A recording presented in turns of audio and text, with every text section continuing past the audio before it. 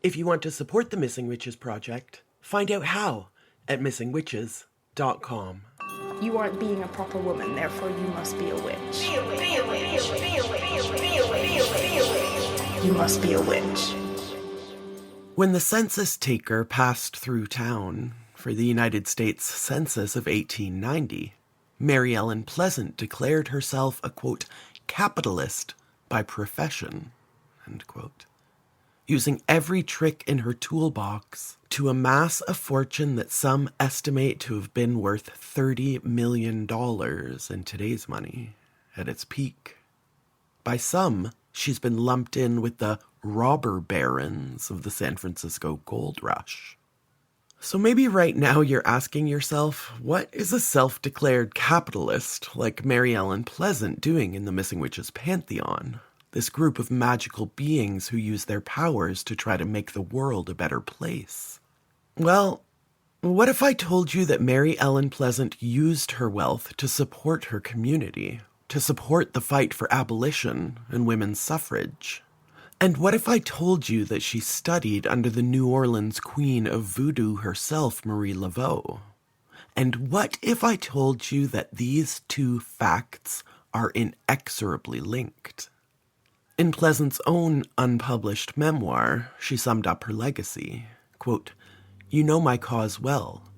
My cause was the cause of freedom and equality for myself and for my people, and I'd rather be a corpse than a coward," end quote. Suddenly, we find ourselves painting a different picture of Mary Ellen Pleasant than those who used their own toolbox of tricks to destroy her, discredit her, racism, fear-mongering, and pointed jealousy. So we welcome Mary Ellen Pleasant into this coven to shield her from a bad reputation that she only half deserved, and place her among those from whom we can take lessons as we strive to resist late-stage capitalism, take up the battle for freedom, and re-enchant the world.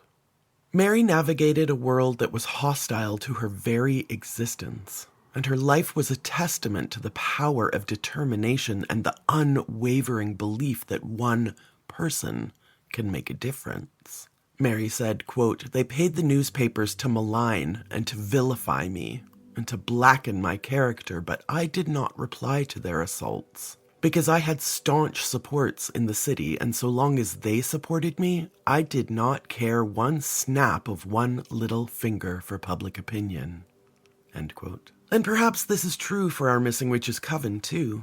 We have each other's support, and as long as we support each other, we don't have to care one snap about the opinion of a muggle public who doesn't get it. See, I grew up under a different model of industry than the one I see today. I was born in a blue-collar factory town where General Motors ran plants and production lines for the automotive industry, and almost all of my male relatives worked there. The McLaughlin family loomed large over the city, but this was no dystopian hellscape in the way we see industry functioning now. Back then, the unions ensured that GM workers were paid fairly for their labor and provided good pensions that would see to their care after retirement. And the McLaughlin family itself seemed to have a different view of their riches. They weren't the billionaire tycoons rocketing off to outer space, producing 30 times more CO2 in 3 minutes than an average car driver produces in a year, then turning around and shaming your average Joe for his carbon footprint. The McLaughlins didn't hoard their wealth while slowly starving their workers. No, the McLaughlins supported their community. My hometown has schools, a beautiful art gallery, a huge library, and a museum honoring the history of automotive technology, all paid for by and bearing the McLaughlin name.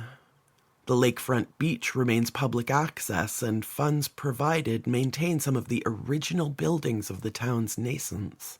School groups tour them in history lessons. After Patriarch Robert McLaughlin's death, the mansion that housed them was donated to the town and became yet another museum, a place where I, as a youngster, could wander the grounds and gardens for free. This is the town I grew up in.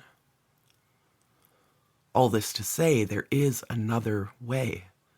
another way to function where the gap between rich and poor is smaller, less dangerous than it is today. I've seen it. Mary Ellen Pleasant achieved her wealth through luck, genius, hard work, commitment, and, yes, a big helping of industrial espionage. But she, like the McLaughlin family of Oshawa, Ontario, used her wealth to benefit others rather than to make sure to die with the most toys, with the most buried treasure. She was a survivor. And indeed, much like the reality TV game show, Mary had to outwit, outplay, and outlast to earn and distribute her riches. In Heritage of Power, Sushil Bibbs wrote, quote, "Pleasant's ability to lead, to fight for liberty, to protect her people, and to love across boundaries of race and class without losing sight of her goals was outstanding." End quote. And much like all the witches who inhabit this Missing Witches landscape, we can take strength and inspiration from her remarkable achievements against all odds. Bibbs wrote, quote, "So often, when faced with a challenge, I have gained the courage to act by measuring my challenge against those of Pleasant. Seeing it pale in comparison, I usually say, I can at least do that, and move forward." End quote. And this is, of course, the thrust of the whole Missing Witches project. To find the powerful magic makers, world changers, and understand that if they can do it, maybe we can too. I'll be quoting from Heritage of Power a lot in this episode because while the existence of a relationship between Mary Ellen Pleasant and Voodoo Queen of New Orleans, Marie Laveau, has been hotly contested and debated, Sushil Bibbs's book puts in the research to divide fact from fiction and present hard evidence of not only their shared time, but their shared values. Sushil discovered Mary Ellen Pleasant and began her research because she, as a trained opera singer, had been approached about playing Mary on stage, and she wanted to get to know her character. Sushil became enamored and obsessed with Mary Ellen's story and eventually wrote her book Heritage of Power that traces Mary Ellen's life and her initiation, under Marie Laveau's tutelage, into the practice of voodoo. And I find this to be a delightful bit of fate. Who knows what will lead us where? Start by singing opera, and perhaps you'll write a book that will lead you down a path you never imagined for yourself. In her first unpublished memoir, Mary reported being the illegitimate child of John H. Pleasance, a Virginia governor's son, and an enslaved voodoo priestess of Saint Domingue, now called Haiti. But it's worth noting that Mary tailored different memoirs at different times to counteract the gossip and criticism leveled against her in the press. Mary said, quote, "Some say that words are made to reveal feelings. I say that words are made to conceal them." End quote. Sushil asserts that, quote, Mary's mother, as a Haitian voodoo queen, had held a shaman-like position which mandated healing skills, a knowledge of ritual, and social responsibility for her community. Mary was to have inherited this priestancy. However, Mary's mother had been killed for practicing her faith on the plantation, troublemaking, and so could not complete her daughter's training. According to her 1880s scribe, Charlotte Downs, Mary Pleasant had been told of her destiny as a priestess of voodoo by her mother, said to have been a Haitian voodoo queen, and the daughter of a queen. Mary would therefore have known that, through family power, she was destined to help her people. "If they rise, I rise," says one version of an old proverb, enjoining daily dedication to community. Well-known New Orleans Mambo and Yoruba priestess Ava K. Jones said of this, "Voodoo is my religion and my life." Ungon Elmer Glover concurred. Thus, no matter how far away from the practice of her faith Mary Pleasant went, she could not have left her destiny and loi far behind. End quote. After her mother's death, the orphaned Mary was forced into indentured servitude. Now, indentured servitude is very much akin to slavery. A person works for no salary in order to repay a debt. This still happens today. Life feels like this today. But, as usual, Mary was a little bit lucky. As a child, she was apparently sent to live with a Quaker family in Nantucket, where she worked as a domestic servant, and then in a shop. The Hussey family were abolitionists, and there she was treated well, learned the basics of business, showed great skill in memory and math, and developed her powers of salesmanship, fostered by a natural wit and charisma. Quote, "I was a girl full of smartness," she said, "who let books alone and studied men and women a good deal. I have always noticed that when I have something to say, people listen. They never go to sleep on me." End quote. But she also wondered who she might have been if she'd been given a formal education. From Nantucket, she relocated to Boston, where she became involved in abolitionist activities and worked as a dressmaker. After leaving Boston, Mary traveled around and eventually landed in New Orleans, where she would meet and study under Marie Laveau. In Heritage of Power, Sushil Bibbs wrote, quote, "My research shows that Marie Laveau was a humane and powerful leader, an outspoken healer whose power and charisma not only unified diverse factions of voodoo, but protected it from annihilation through the time of the Civil War. However, that is not the way Laveau is usually perceived. Often her detractors describe her work and her religion as an eclectic mix. Certainly she has been rarely acknowledged for this effective, creative model for social change that she built upon her faith and passed circa 1850 to Mary Ellen Pleasant. My research also shows that the model and her faith were inseparable. There is a continuity of worldview, process, and leadership that I believe enabled voodoo to serve as a heritage of power, the basis of a model for social leveraging that Marie Laveau could pass to Mary Ellen Pleasant." End quote. Sushil's introduction breaks her thesis down to 4 important points. Quote, 1. That the work of both Laveau and Pleasant grew out of social and political necessity. 2. That both women, as priests of their indigenous faith, voodoo, worked under mandate from that faith to achieve social change. 3. That, according to the research, the voodoo that Laveau encountered contained enough continuity and order to be called a religion rather than a cult, hence its far-reaching effect in New Orleans, and its ability to organize and guide the work of both women. 4.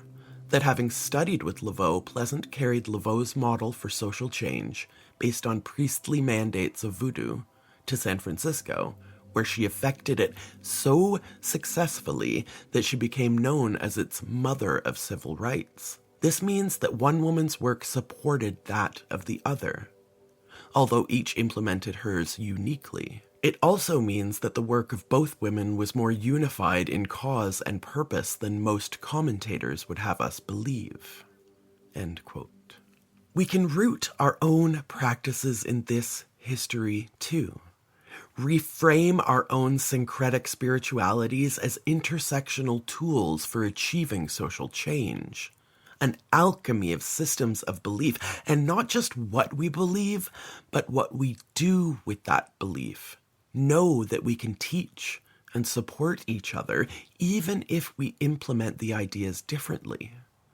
Under the great unified and intersectional cause and purpose that we all share, safety, liberation, joy, and for every living being, a voice that can't be silenced. In our first book, Missing Witches, I told the story of how a chance encounter with Cuban Santeria saved my life. I will not forget this favor. I've said before that I don't learn about voodoo to practice it, appropriate it, but rather to reveal how this complex system shatters the white supremacist lie, which dismisses African traditional religions as chaotic savagery, to be feared but not respected. I learn to repay the favor. Sushil wrote, quote, in 1994, Louisa Tiche, PhD, whose work merges three African-based traditions, African, Cuban, and New Orleans, responded to a pattern of activity between the work of Marie Laveau and Mary Pleasant, which I described to her by saying, oh, the Laveau model. In doing so, she coined a useful phrase. For in comparing Pleasant's work in San Francisco with that of Laveau, I noticed parallels. The same elements being used in the same sequence to the same effect. And so I adopted Tiche's phrase to describe Laveau's key social and political activities. According to Dr. Tiche and most scholars, Marie, a talented healer, used certain saints as part of her healing, voodoo, prescriptions. She also became one of the first to develop the widespread sale of charms and gris-gris amongst the wealthy, the first to popularize her faith at large and to be able to protect it socially and politically. Thus, she was the first known to use voodoo in leveraging secrets to force the city's powerful to aid the powerless, the condemned, the poor, her followers, and others who sought her help. End quote. Sushil lists some of the commonalities of Mary and Marie's work. Actions of Laveau in New Orleans. 1. Buying and manumitting slaves. 2. Serving the rich lovingly through assistance and spiritual work, thereby engendering gratitude and assistance for her causes. 3. Using domestic spies to gain secrets and matchmaking to create internal family pressure in favor of her causes. 4. Displaying her power in court battles and other public venues to raise the morale and help her people. Actions of Mary Pleasant in San Francisco. 1. Rescuing slaves and getting writs to keep them in California. 2. Serving the rich lovingly through assistance and spiritual work, thereby engendering gratitude and assistance for her causes. 3. Using domestic spies to gain secrets and matchmaking to create internal family pressure in favor of her causes. 4. Displaying her power in court battles and other public venues to raise morale and help her people. Mary Pleasant's first husband was James W. Smith, a former plantation owner and committed abolitionist. They married in 1848 in San Francisco, but their marriage was short-lived, as Smith died soon after the wedding, leaving Mary an inheritance that would become the seed for her empire. She was deeply involved in the women's suffrage movement, recognizing that the fight for women's rights was interconnected with the larger struggle for equality. She understood that the liberation of one marginalized group could not be achieved without the liberation of all. Her dedication to intersectional feminism was ahead of its time and serves as a reminder of the importance of inclusivity in social justice movements. Mary was neither prude nor saint. As a mambo, she was creative and did what worked to help her people. She was also a survivor and a woman of the Old West.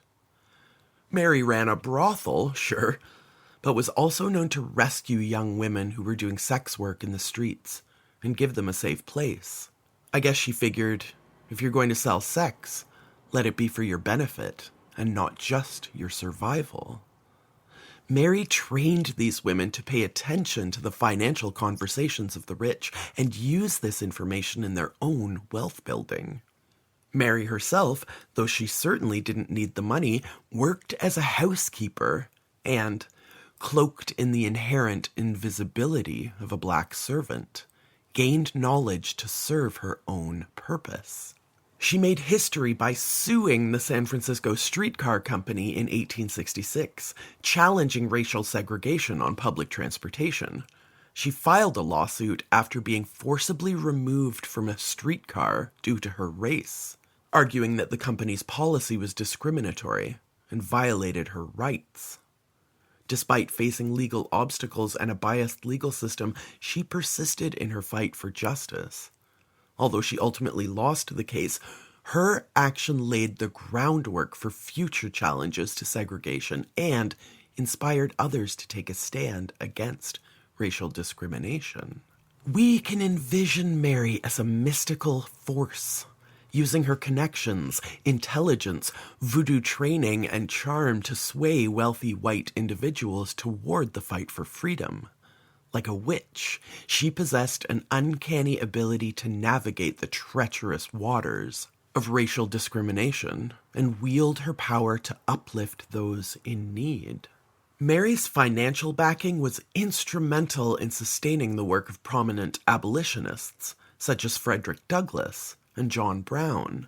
She understood the importance of funding legal battles against segregation and played an active role in supporting landmark cases that challenged inequality.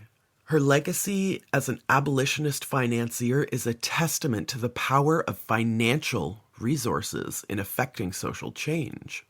Her support laid the groundwork for a more just and equitable society, inspiring future generations to continue the fight for civil rights and equality. We can think of her as a witch of finance, a money witch, whose magic was wielded in service of liberation and justice. Mary Ellen Pleasant's legacy is one that continues to inspire and empower. Her story serves as a reminder that one person can make a difference, that even in the face of adversity, it is possible to effect change. Her tireless dedication to justice and equality is a testament to the strength of the human spirit and the power of resilience, the importance of what we do with our money, with our religion. If you're wandering the streets of San Francisco, you won't find Mary's mansion.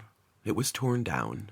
But you will find the eucalyptus trees she planted, towering over the street. In 1974, the city of San Francisco designated these trees as a structure of merit, naming the space Mary Ellen Pleasant Memorial Park.